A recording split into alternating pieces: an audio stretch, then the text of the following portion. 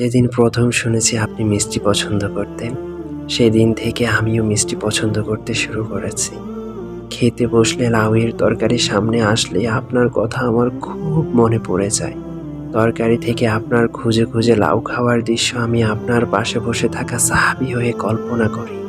রাতের আকাশে জ্বলজ্বল করা ভরা চাঁদটাকে দেখলে আপনার কথাই আমার সর্বপ্রথম মনে পড়ে। সাহাবী জাবির ইবনে সামুরা হতে ইচ্ছে করে আমার। জাবিরের মতো আমিও একবার আপনার দিকে তাকাতাম, একবার চাঁদের দিকে, একবার আপনার দিকে, একবার চাঁদের দিকে, আবার বারবার। তারপর আমি সিদ্ধান্ত নিতাম, চাঁদের অপেক্ষা আপনি উজ্জ্বল, আপনি চাঁদের চেয়ে সুন্দর। সেই 1400 বছর পূর্বে আপনি আমাদের কথা ভেবে কেঁদেছেন। আপনার ধ্যান জ্ঞানে সদা বিরাজ করত উম্মতের চিন্তা। সেই আপনাকে কিভাবে ভালো না বেসে থাকতে পারি ইয়া রাসূলুল্লাহ। আপনার জন্য আমার বাবা মা কোরবান হোক।